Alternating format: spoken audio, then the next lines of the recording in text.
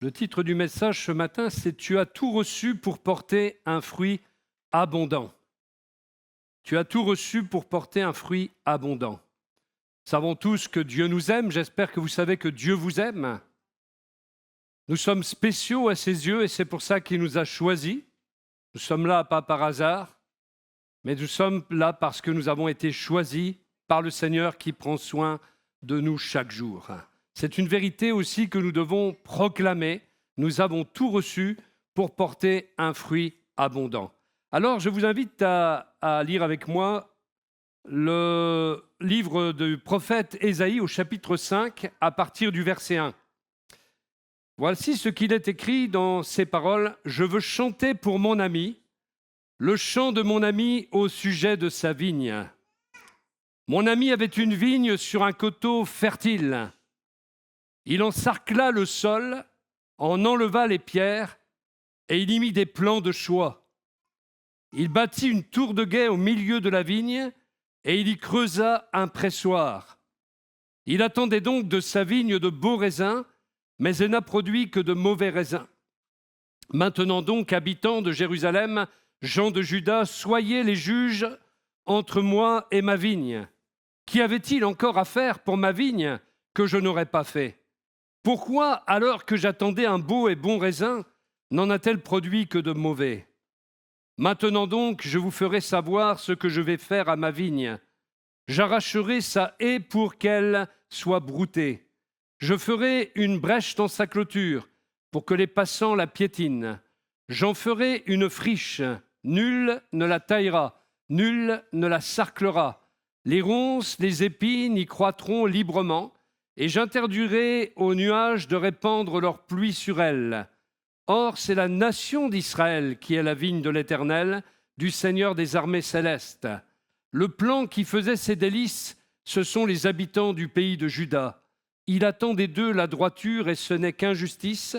Il attendait d'eux la justice, et ce sont des cris de détresse. Amen. Nous trouvons là donc un cantique. Nous voyons que c'est Dieu qui chante sur son peuple.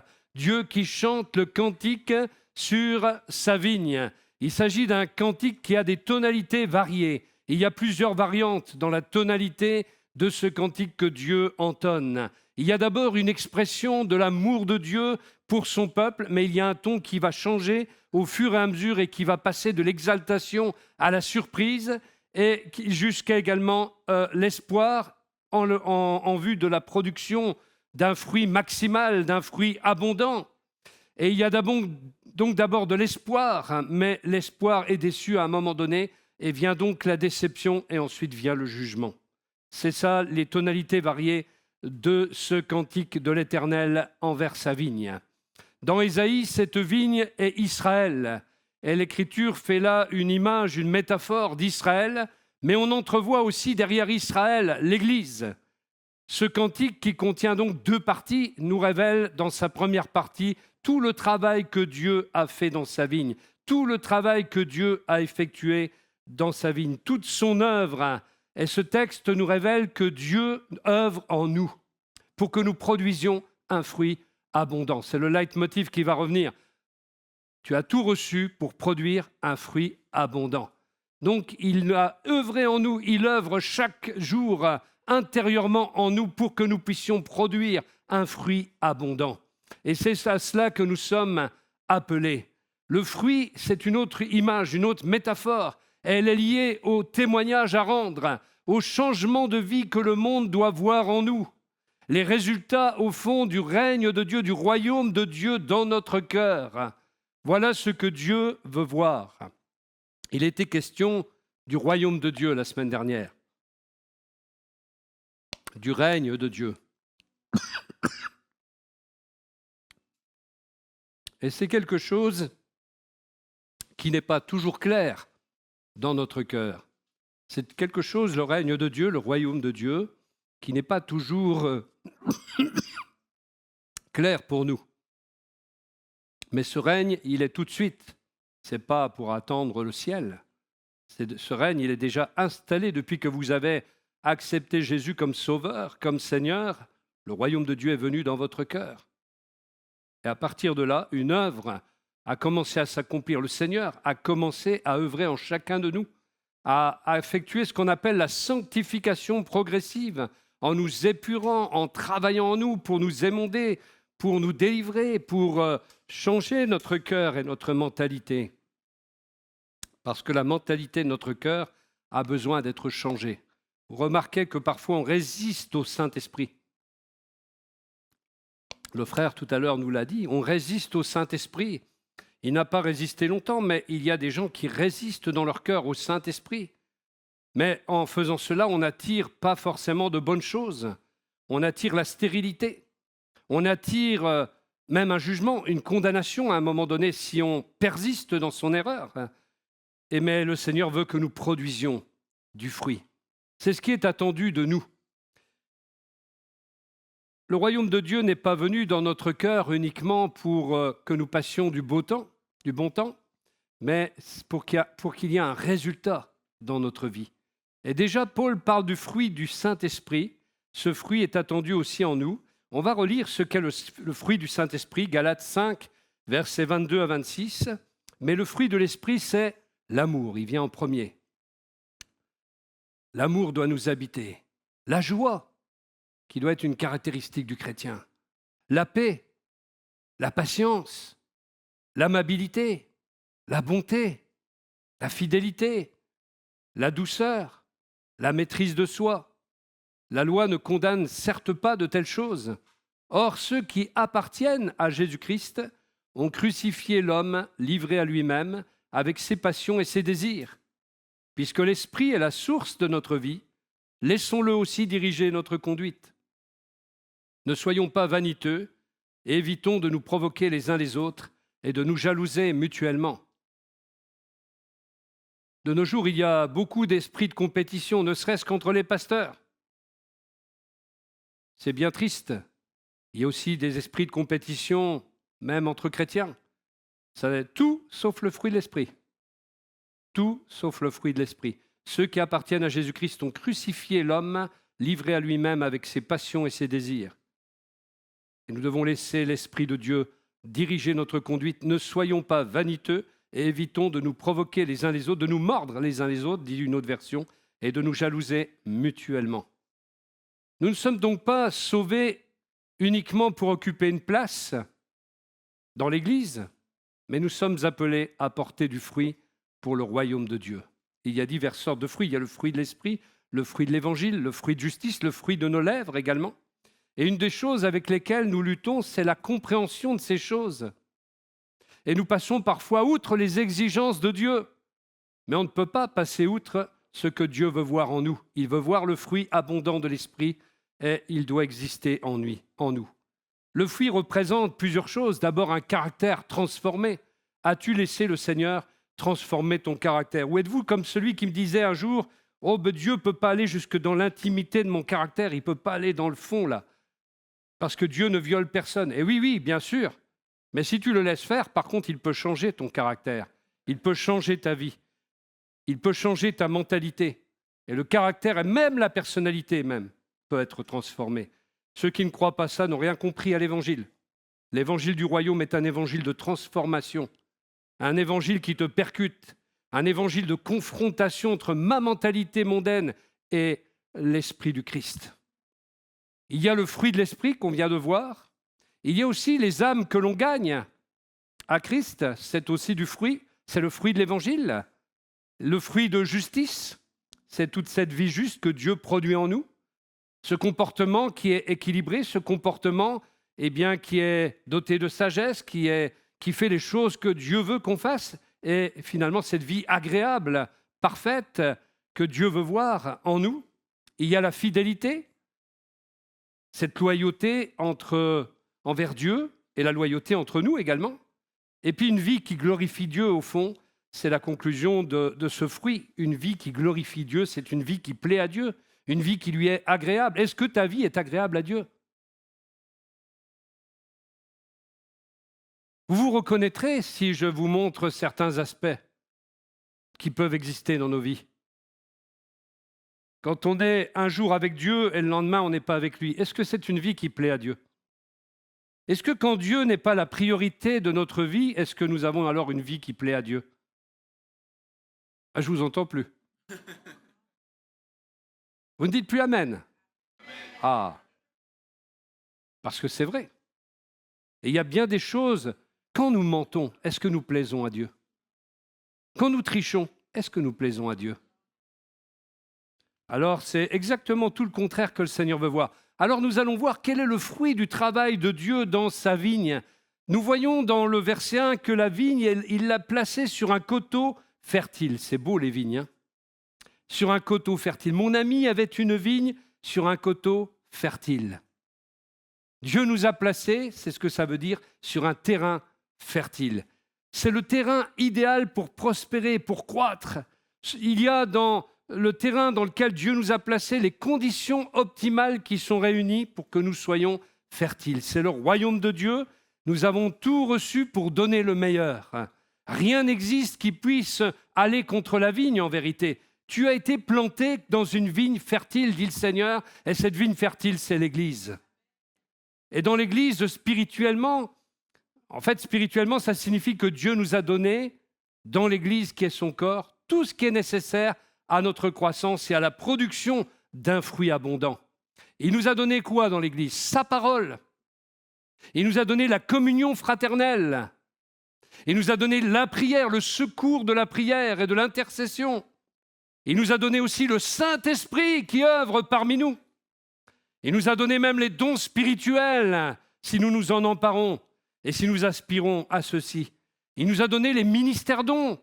Ministère dons, c'est votre pasteur, mais il y a aussi d'autres ministères qui viennent ici, par complémentarité et qui apportent au corps de Christ. Il y a la grâce de Dieu, tout simplement. Nous avons tout reçu, frères et sœurs. Colossiens 2, verset 10 nous dit « Par votre union avec lui, vous êtes pleinement comblés. » C'est moi qui dis ça ou c'est la parole de Dieu qui dit ça ce matin? Si je vous disais moi-même, Éric Pérez, vous êtes pleinement comblé, vous diriez « Oh là là, là, il raconte des bêtises. » La parole de Dieu nous dit « Et par votre union avec lui, avec Christ, il y a quand même une condition, par votre union avec lui, par votre communion avec lui, vous êtes pleinement comblés, car il est le chef de toute autorité et de toute puissance. » Personne qui croit vraiment en Jésus, qui marche avec Jésus, ne peut dire qu'il n'est pas comblé. Êtes-vous comblé? Si vous n'êtes pas comblé ce matin, petite nuance, pleinement comblé. Si vous me dites « je suis comblé », je ne suis pas d'accord. Si vous êtes pleinement comblé, dit la parole de Dieu, pleinement, la plénitude. Alors si on est pleinement comblé, alors on a bien tout reçu. Et nous pouvons produire ainsi le fruit escompté. As-tu reçu vraiment de manière à être pleinement comblé? Si tu n'as pas reçu ce matin, il faut recevoir. Il n'y a jamais de fatalité avec le Seigneur. Nous ne sommes pas promus pour vivre dans un désert. Nous sommes promus pour vivre dans un fleuve spirituel, un fleuve puissant de vie et de résurrection. Vous êtes pleinement comblés, dit la parole de Dieu. 1 Corinthiens 4, verset 8, « Dès à présent, vous êtes rassasiés. Vous voilà riches. Vous avez commencé à régner sans nous au royaume de Dieu. » Dans le royaume de Dieu, on règne. On règne sur le péché, on règne sur soi-même, on règne sur la maladie, on règne sur les principautés, les puissances, dans le combat spirituel. On est appelé à régner dans la vie avec Jésus-Christ.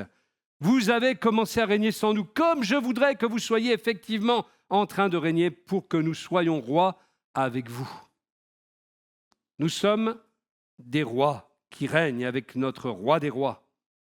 La parole de Dieu nous dit encore dans le psaume 1, « Heureux l'homme qui ne marche pas selon les conseils des méchants, qui ne va pas se tenir sur le chemin des pécheurs, qui ne s'assied pas en compagnie des moqueurs. Toute sa joie, il la met dans la loi de l'Éternel, qu'il médite jour et nuit. Il prospère comme un arbre planté près d'un courant d'eau. Il donne toujours son fruit lorsqu'en revient la saison. Son feuillage est toujours vert. Tout ce qu'il fait réussit. » Est-ce que nous nous basons sur la parole de Dieu pour être guidés dans notre vie?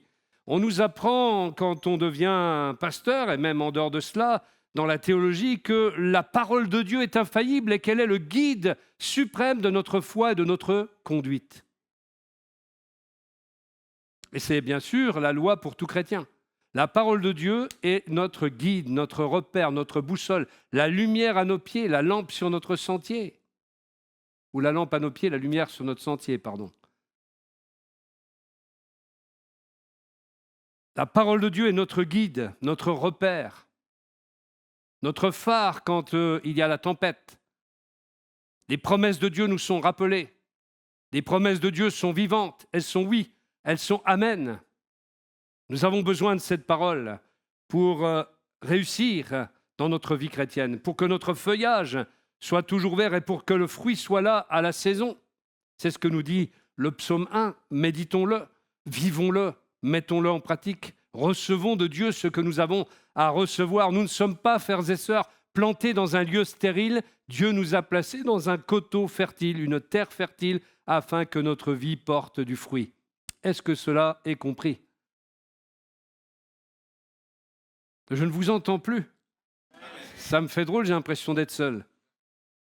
La deuxième chose que Dieu nous dit, c'est qu'il a entouré, dans le travail qu'il effectue pour la vigne, il a entouré, sarclé, sarlé, il y a plusieurs expressions, la vigne.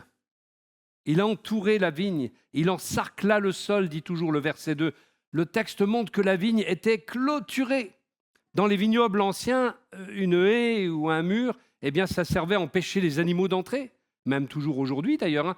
Il y a quelques années, en Espagne, dans mon village, eh bien, j'ai travaillé avec un cousin pour justement clôturer une vigne, faire ce travail-là de sarcler le sol et de clôturer la vigne pour empêcher quoi ? Les sangliers d'entrer. Alors, on a passé toute la matinée à mettre du grillage dans un endroit où c'était l'accès libre. L'accès libre 24 heures sur 24 pour les sangliers qui venaient détruire la vigne. C'était fait pour protéger les récoltes, évidemment, et préserver aussi la vigne des voleurs. Vous savez que même aujourd'hui, il y a des voleurs de caisses de raisins. Quand on fait les vendanges, eh bien, les caisses de raisins, s'il n'y a pas quelqu'un qui reste à côté des caisses, elles peuvent être volées. Et une caisse, rien qu'une caisse, ça coûte très cher. Et il y a beaucoup de vols. C'est pour ça qu'il faut mettre des gardiens. Il y a toujours quelqu'un qui reste pendant que tous les autres partent sur une autre vigne. Il y en a un qui reste pour garder. Et après, il faut lutter s'il y a un voleur. Voilà. Dieu aussi protège son peuple. Il est notre bouclier, dit la parole de Dieu. Il est notre refuge, il est notre soutien, il est notre haute retraite, il est notre couverture. Le psaume, chapitre 3, psaume 3, verset 3. « Pourtant, ô Éternel, tu es pour moi un bouclier qui me protège. Ô toi, ma gloire, tu me feras marcher encore la tête haute. À haute voix, je crie vers l'Éternel. De sa montagne sainte, mon Dieu m'exaucera. » Voilà une promesse pour toi. De la montagne sainte, mon Dieu va m'exaucer. Je me couche et m'endors l'esprit serein. Je me réveille en paix, car l'Éternel est mon soutien. Je ne craindrai donc pas ces multitudes qui sont postées autour de moi. Alléluia. Combien Dieu est avec nous, combien Dieu travaille en nous, Dieu prend soin de sa vigne. Le psaume 91, verset 1, « Celui qui demeure sous l'abri du Très-Haut repose à l'ombre du Tout-Puissant. » Quelle poésie! Le Seigneur est donc ta couverture. Il t'entoure de sa protection. Même dans les combats, dans les tempêtes, il est là et il nous entoure de sa protection. Il y avait un chant d'autrefois qui disait « Quand bat la tempête », etc. Et effectivement, le Seigneur est là et il nous protège. Une autre œuvre que le Seigneur a fait en troisième lieu, c'est qu'il ôta les pierres, il a désempierré, il en enleva les pierres, verset 2. Le Seigneur avait donc dégagé le terrain en ôtant les pierres de façon à favoriser la croissance de la vigne. Les pierres empêchent en effet les racines de descendre profondément. C'est tout ce que dit la parabole dans Marc chapitre 13, la parabole des 4 terrains. Quand il y a des pierres, eh bien, les racines ne peuvent pas descendre profondément. Et donc, Dieu a fait un travail ici de purification. Et jour après jour, le Seigneur vient laver la maison de notre cœur. En tout cas, c'est son désir. Et si nous ne le laissons pas faire, eh bien, les pierres vont rester. Parfois même, les pierres vont se multiplier avec un petit coup de vent. Des fois, les pierres, eh bien, quand vous avez même, moi j'ai un petit potager, il y avait des pierres, eh bien, si on laisse les pierres, il y aura toujours des pierres.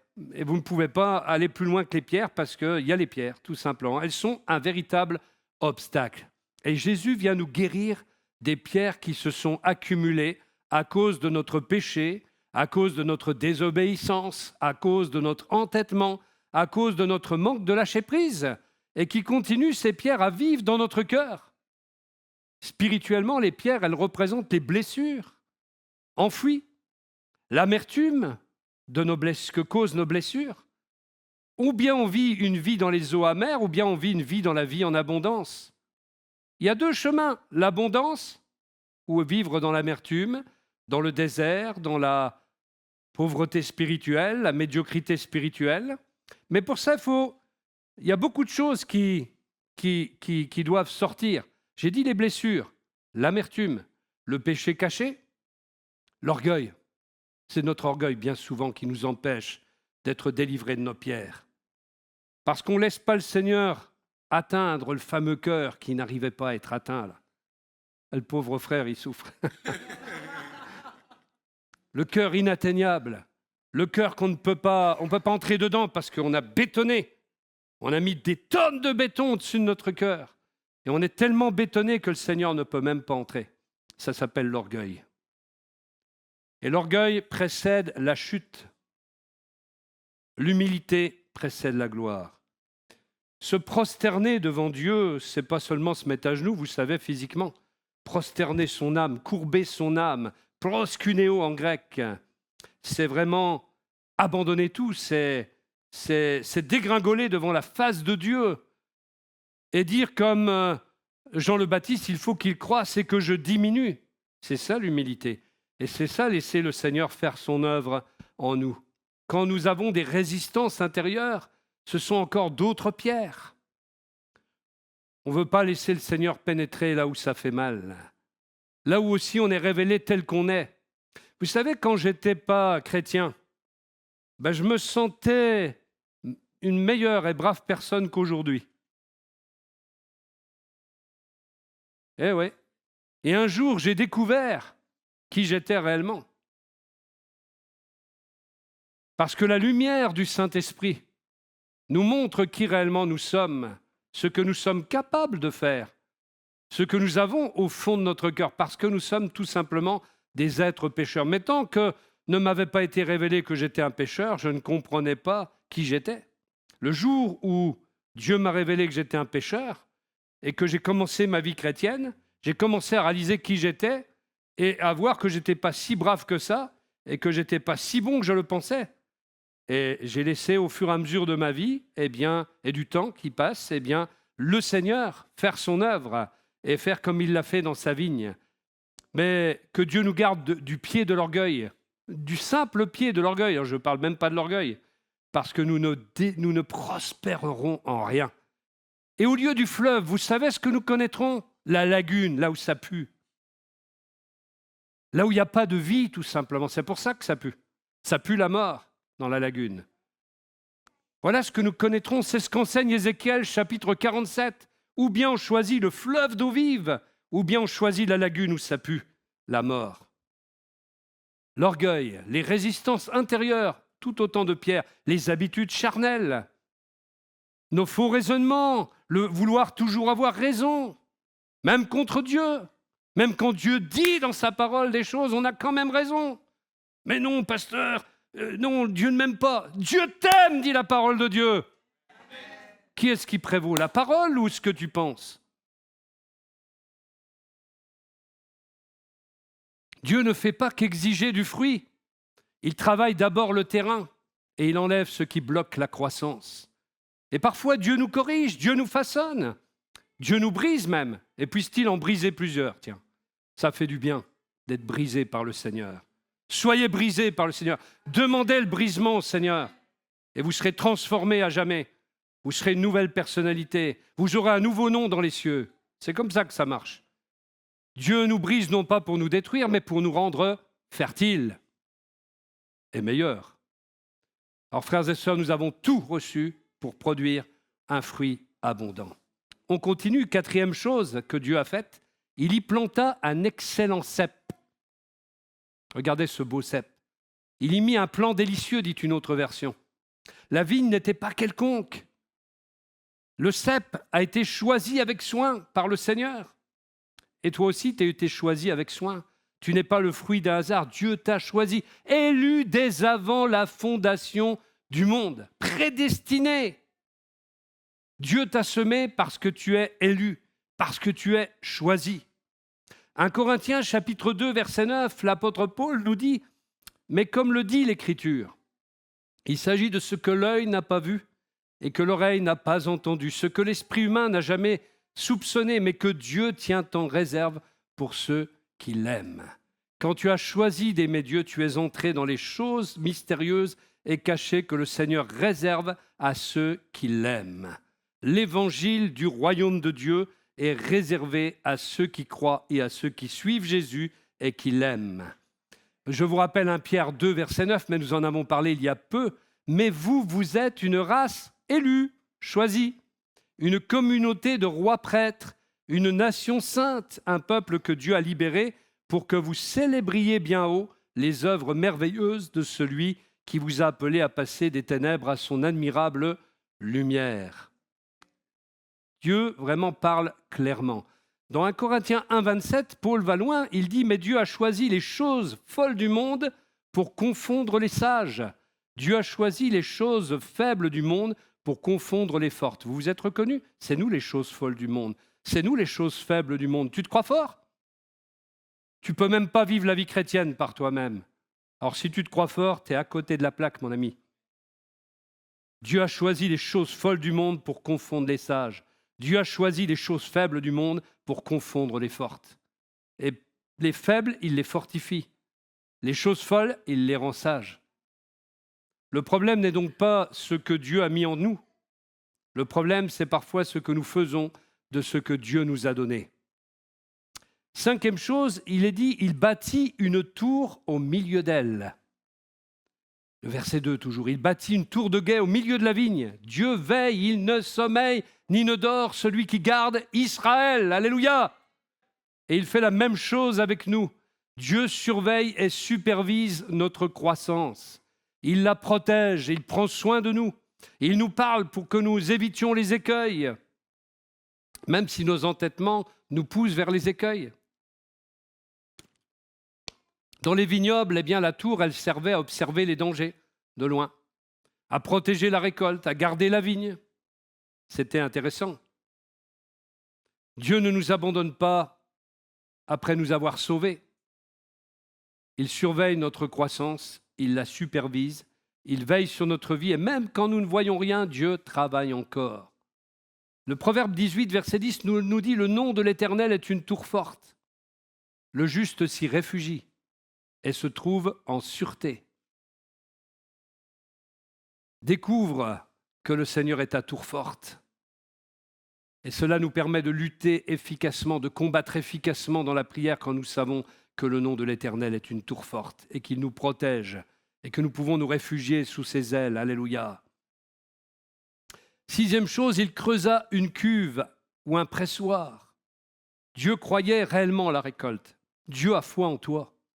Dieu a foi en toi, plus que toi, tu n'as foi en toi. Dieu a foi en toi, mais ne le déçois pas. Il a foi en son peuple malgré nos infidélités. La cuve, elle servait évidemment à recueillir le jus du raisin. Avant même que le fruit apparaisse, finalement, Dieu avait préparé l'endroit pour la récolte.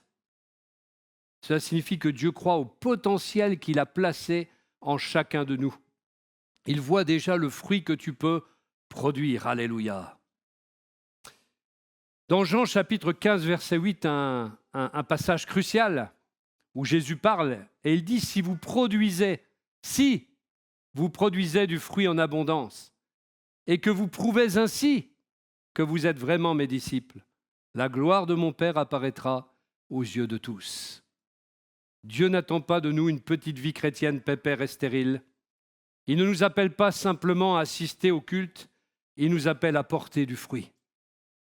Notre petite présence à un culte, parfois même dans la distraction, nous sommes souvent distraits par autre chose que le Seigneur. Parfois même, nous critiquons ce qui se passe dans le culte. Oh oui, mais Dieu va pas faire ci, ou Dieu va pas faire ça, ou c'est pas conforme à ma manière de penser, c'est pas conforme à ma doctrine. Parfois, il n'y a pas d'enthousiasme ni d'intérêt même au milieu du culte. On vient comme si on allait finalement chez le dentiste. Plaise à Dieu que j'amène une fraise et puis que je vous travaille là-dedans. Hein. Il n'y a pas d'enthousiasme, il n'y a pas d'intérêt. Lors du culte du dimanche. Et tout cela, je vais vous dire, ne suffit pas à Dieu. Dieu nous adresse en effet une invitation beaucoup plus profonde. C'est une invitation à être conséquent dans notre service et pour celui de l'expansion de son royaume. Quand nous sommes face à Dieu et même lorsque nous comparaîtrons au tribunal de Christ, Dieu ne va pas accepter nos petites excuses.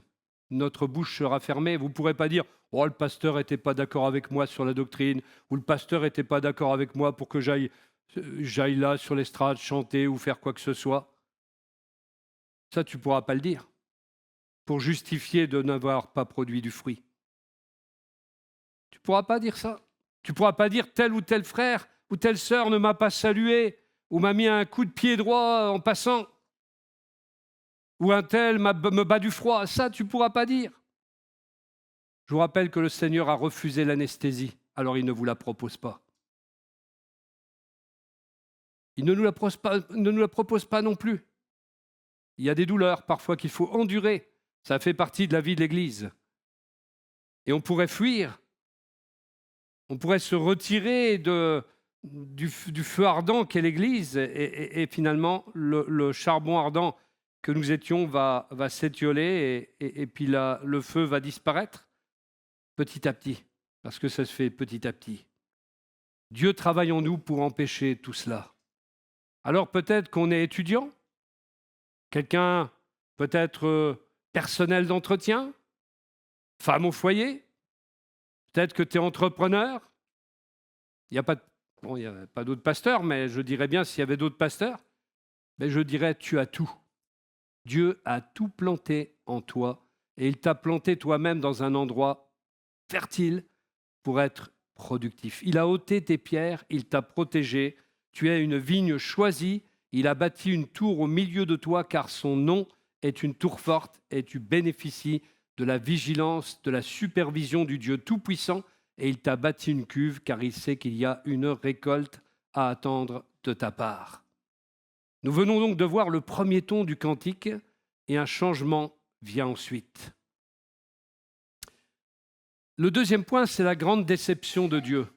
Nous apprenons au verset 2 encore une chose, Dieu s'attendait à trouver quelque chose. Quand vous avez un cher ami, une chère amie qui vous promet de vous emmener à tel magasin, tiens, on va aller ensemble, etc. Vous attendez, il est 7 heures du matin, vous allez faire les soldes à 3, normalement avec cette copine. Je parle de femmes, entre copines. Hein. Oh, c'est super, on va pouvoir aller parler chiffon ensemble et pendant le trajet. Et en même temps, quelle joie d'être ensemble. Et on va aller au solde, c'est super, on va pouvoir se rhabiller. 7h, 7h05, 7h10, 7h30, toujours personne. Et en fait, la personne vous a complètement oublié, elle est partie au solde tout seul. Quelle déception, n'est-ce pas? Et des déceptions comme ça, on en connaît tous, de plusieurs ordres, à plusieurs degrés. Il attendait donc de sa vigne de beaux raisins, mais elle n'a produit que de mauvais raisins. Dieu attendait, Dieu espérait, comme ça peut être notre cas parfois. Après tout ce travail, Dieu attendait quelque chose. Le problème n'est pas que Dieu n'a pas investi, il a investi sur nous. Le problème, c'est que la vigne d'Israël a produit des raisins sauvages et parfois la vigne de l'Église produit aussi des raisins sauvages et non pas les raisins bons et juteux que Dieu attendait. Après toute l'œuvre de Dieu, après tout le travail de Dieu, son attente, c'était de trouver de bons raisins, des raisins juteux, d'une belle couleur. Ne peut-il en être autrement dans notre Église? Après toutes ces années de travail en toi, la semence de la parole prêchée, de la parole méditée, de la parole étudiée, de la prière, de la protection que Dieu a pour toi, de son œuvre en toi, qu'est-ce que Dieu est en train d'attendre? Il attend ton fruit. Il demande des comptes à sa vigne. Et qu'attend-il? Le fruit. Il a une attente. Il s'attend à quelque chose. Il a investi tant d'années en toi dans un objectif. Et au lieu de cela, la Bible nous dit que qu'est-ce qui est sorti? en hébreu un béochim. Un béochim, c'est pas que j'ai bu ce matin, à part de l'eau. Un béochim, c'est un fruit mauvais, un fruit amer. Dieu s'attend à voir l'amour, la joie, la paix, etc. Et il trouve à la place l'amertume, l'inutilité des choses, la stérilité au lieu de la fertilité, des raisins sauvages, des béochim, des choses qui ne servent à rien, qui sont inutiles, et de l'amertume.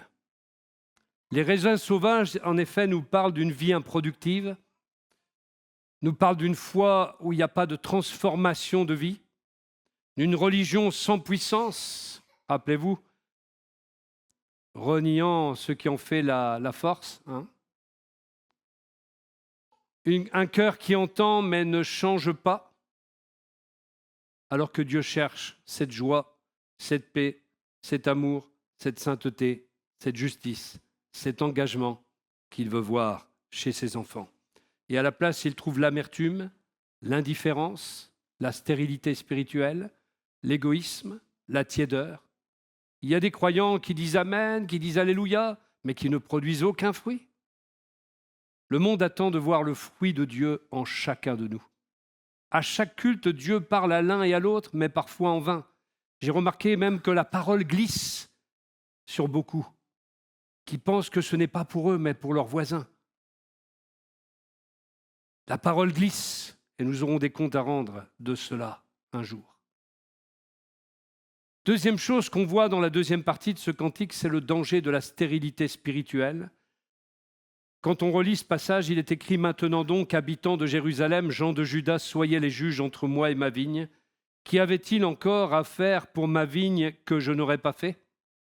Pourquoi, alors que j'attendais un beau et bon raisin, n'en a-t-elle produit que de mauvais? Maintenant donc, je vous ferai savoir ce que je vais faire à ma vigne. J'arracherai sa haie pour qu'elle soit broutée. Je ferai une brèche dans sa clôture pour que les passants la piétinent. J'en ferai une friche, nul ne la taillera, nul ne la sarclera. Les ronces, les épines y croîtront librement et j'interdirai aux nuages de répandre leur pluie sur elles. » Vous remarquez que c'est Dieu qui fait tout ça, c'est pas l'homme. Même si Dieu peut se servir d'homme, mais c'est Dieu qui fait cette œuvre également. Il a fait la première partie de l'œuvre, mais il peut faire aussi la deuxième. Quand nous endurcissons notre cœur, quand nous résistons au Saint-Esprit, quand nous ne souhaitons pas que Dieu fasse son œuvre en nous et que nous ne voulons pas que le fruit soit produit et que nous restons dans une religiosité fade, une religiosité stérile, alors, il se passe l'œuvre de Dieu inverse. La suite du cantique est donc devenue plus sévère. J'arracherai la haie, je la réduirai en ruine. Pourquoi? Parce qu'une vigne qui refuse de porter du fruit finit par sécher. Elle finit par sécher. Il existe des vies spirituelles qui étaient autrefois florissantes et qui deviennent sèches. Il n'y a plus de passion, il n'y a plus de prière, on ne chante plus, on ne loue plus, plus d'adoration, plus d'évangile de Dieu. Il y a même, ça caractérise même parfois certaines églises, ça. Le confort spirituel assèche l'âme. La vigne ne donne rien, elle ne donne pas son fruit. Plusieurs me diront peut-être ce matin, oui, mais le texte, il parle d'Israël. Ce n'est pas l'Église. Est-ce que vous croyez que Dieu parle uniquement d'Israël? Matthieu chapitre 21, verset 33, Jésus va reprendre le cantique de la vigne et l'appliquer à l'Église. Écoutez encore une parabole.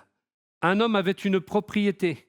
Il y planta une vigne, l'entoura d'une haie. Il creusa un trou pour le pressoir, vous avez reconnu le texte, et il construisit une tour pour la surveiller. Après cela, il la loua à des vignerons et partit en voyage. À l'approche des vendanges, il envoya ses serviteurs auprès de ces vignerons pour recevoir le produit qui lui revenait. Même pensée, même plan. Mais les vignerons se précipitèrent sur ses serviteurs. L'un d'eux fut roué de coups, un autre fut tué, un troisième assommé à coups de pierre. On nous parle toujours d'Israël, là. Le propriétaire envoya alors d'autres serviteurs, plus nombreux que les premiers, mais ils furent reçus de la même manière par les vignerons. C'est toute l'histoire des prophètes.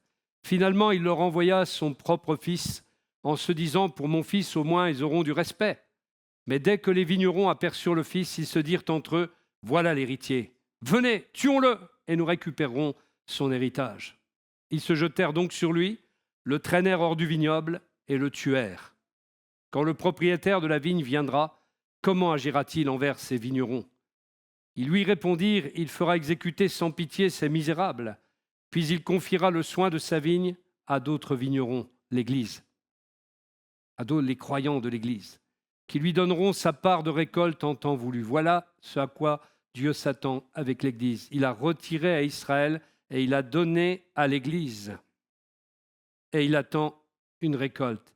Il confiera le soin de sa vigne à d'autres vignerons qui lui donneront sa part de récolte en temps voulu.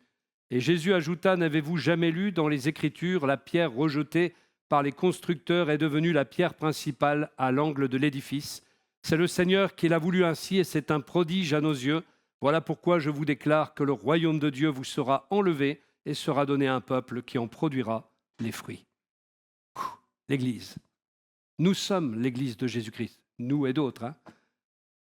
Nous faisons partie de l'Église de Jésus-Christ. Dieu donne son royaume à ceux qui produisent du fruit. Tu fais partie du royaume si tu décides de porter du fruit. Nous sommes les nouveaux intendants de la vigne à la place d'Israël. Et de même que pour Israël, si les croyants ne veulent pas changer, Dieu retire sa protection. Dieu rend déserte sa vigne, il l'assèche, il la rend stérile au lieu d'une vie abondante. Il en fait une friche. Une telle vigne ne peut plus ni louer, ni adorer Dieu. Elle ne peut plus gagner d'âme, car il n'y a pas le fruit escompté, tellement le décalage entre la volonté de Dieu et ce qui est produit est grand. Ça nous concerne aussi, même le jugement, parce que le texte, il n'a pas changé. La parole de Dieu reste la même. Ésaïe 5 nous concerne. Il y a des églises qui étaient vertes et qui ont séché. Il y a des croyants qui étaient verts et qui ont séché. J'ai connu une église en Normandie qui est devenue rétrécie. Il n'y avait plus que 4 personnes. Et ces 4 personnes qui restaient dans l'église, c'était celles qui produisaient du fruit. Les autres ne produisaient que de la mort et n'existaient plus, étaient repartis dans le monde. Mais ces 4 personnes allaient dans des jeûnes et prières pour que l'église ressuscite. Ça arrive à des églises. Mais Dieu envoie encore la pluie. À un moment, il dit « J'interdirai aux nuages de répandre leur pluie sur elle ». Mais la volonté de Dieu est contraire. Il veut répandre la pluie sur sa vigne pour qu'elle puisse produire, pour qu'elle puisse être verte. Dans ce texte sérieux, il y a même un appel au réveil. C'est un message qui n'est pas un message de condamnation, c'est juste un appel de Dieu à ne pas produire l'inverse de ce que Dieu veut. Dieu s'attend à une récolte. Dieu nous dit aujourd'hui, tu as tout reçu pour produire du fruit abondant. Il est encore cette tour forte, il est encore ce protecteur, il est encore ce vigneron, il est encore celui qui enlève les pierres, il est encore celui qui envoie la pluie. Le Saint-Esprit veut encore arroser la vigne du Seigneur. Alors la question ce matin n'est pas « qu'est-ce que Dieu a oublié de faire ?» Dieu dit lui-même « Qu'y avait-il encore à faire à ma vigne que je n'ai pas fait pour elle ?» Qu'est-ce que je pourrais faire encore, dit le Seigneur. La vraie question, c'est quels fruits produisons-nous? Nous avons été plantés dans une bonne terre, nous avons été protégés, nous avons été choisis, nous avons été cultivés, nous avons été surveillés, nous avons été supervisés, nous avons été arrosés. Dieu attend maintenant du fruit. Pas seulement des paroles, pas seulement une présence religieuse, mais une vie qui manifeste réellement Christ. Christ est ma vie. La mort m'est un gain, disait l'apôtre Paul. Alors aujourd'hui, Dieu cherche encore des vies fertiles, des serviteurs et des servantes engagés, des croyants remplis de l'Esprit, une Église qui porte du fruit. Alors il nous faut prier ce matin pour que la pluie du Saint-Esprit reste là et vienne constamment arroser la vigne. Prions pour que le réveil soit notre partage. Priez pour qu'une nouvelle fécondité soit la nôtre, pour que des âmes soient sauvées et que l'Église puisse croître par l'assistance du Saint-Esprit et que le fruit de l'Esprit existe dans nos vies. Nous avons tout reçu pour produire un fruit abondant. Amen.